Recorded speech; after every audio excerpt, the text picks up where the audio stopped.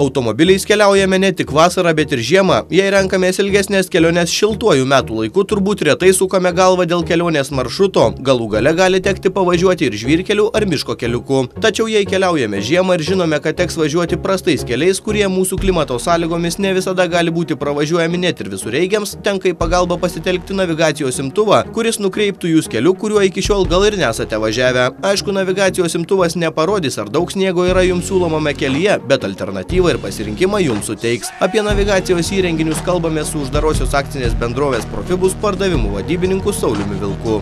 Navigacinės įrangos yra begalė rūšių, vienos yra skirtos lengviesiems automobiliams, kitos sunkiajam transportui.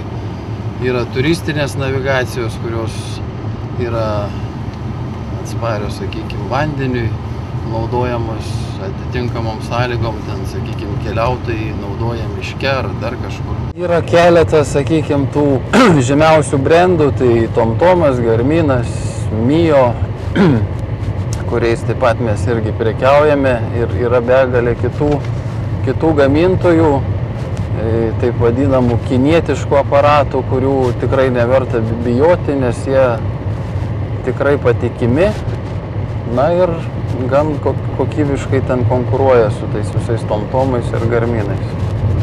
Saulius Vilkas sako, kad dažniausiai navigacijos įrenginys pasirenkamas pagal kainą, tačiau šiuo atveju nederėtų taupyti, o įsigyti kokybišką patikimų gamintojų įrenginį.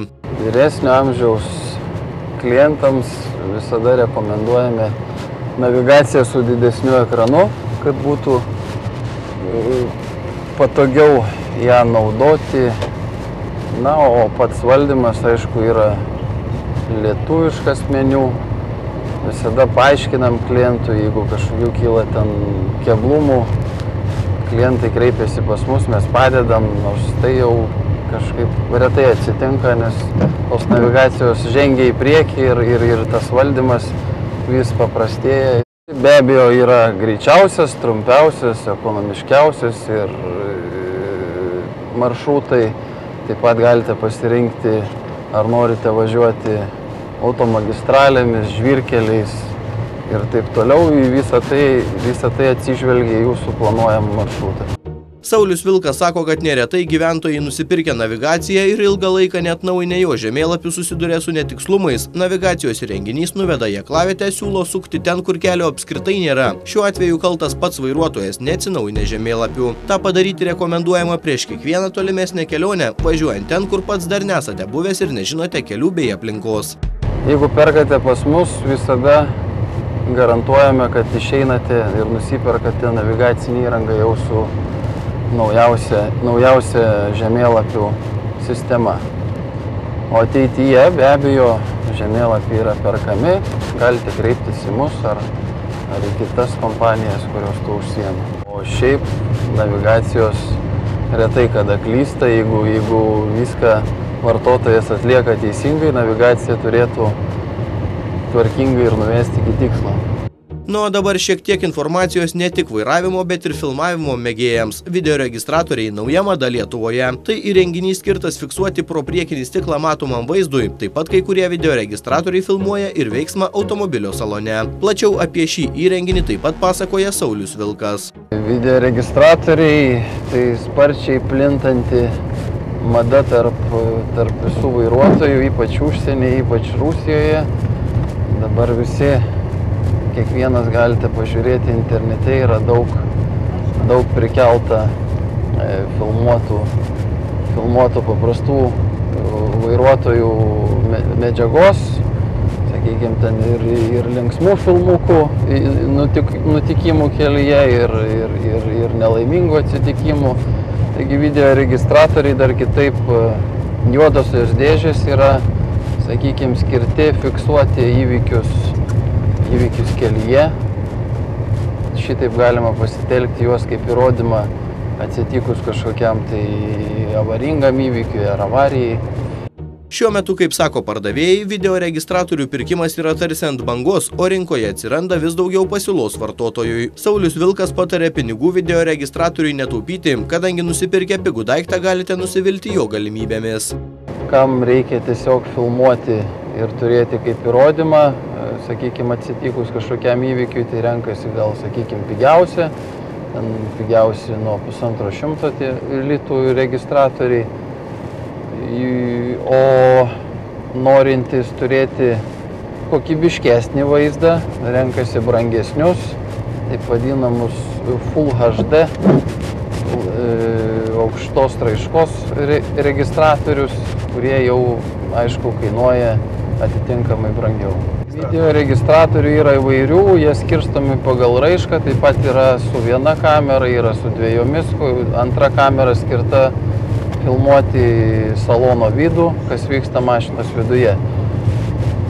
Dar yra, sakykime, registratoriai su GPS funkcija, tai galima taip pat, jie naudojami trekinimui, taip vadinamam.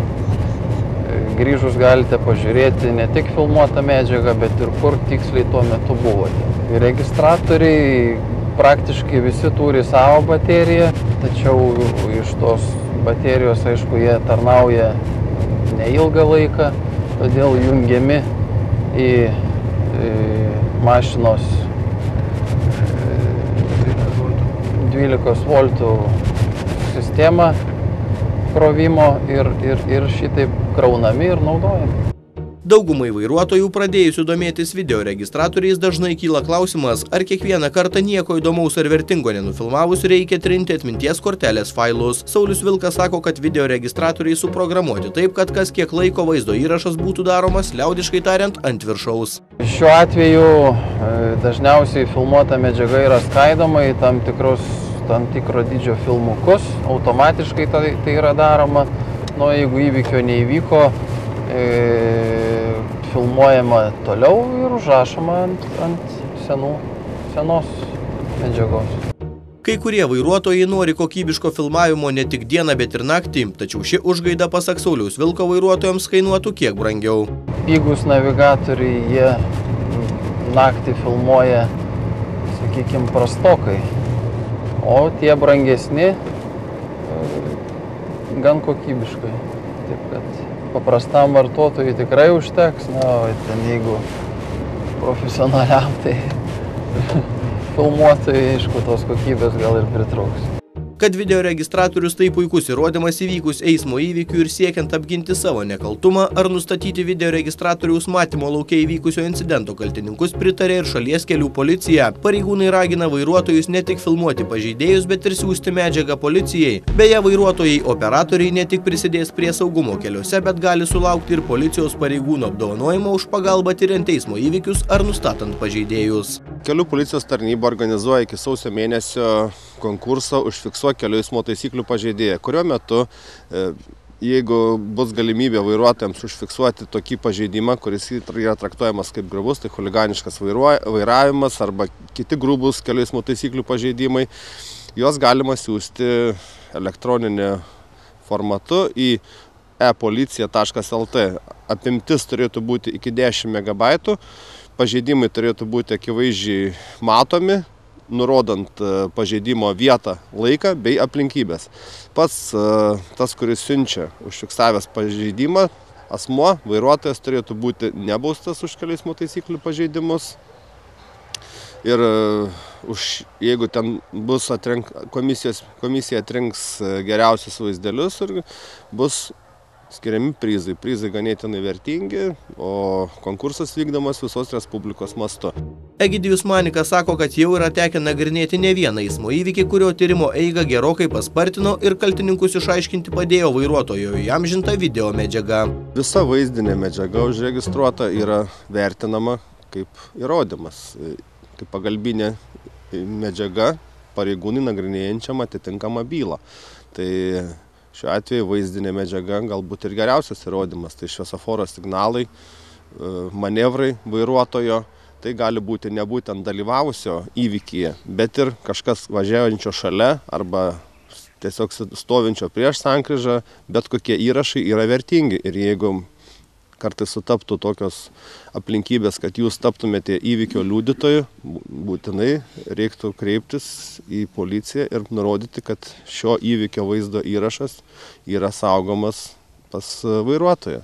Tai būtų didelė pagalba ištiriant ir teisingai nubaudžiant kaltininkus įvykių.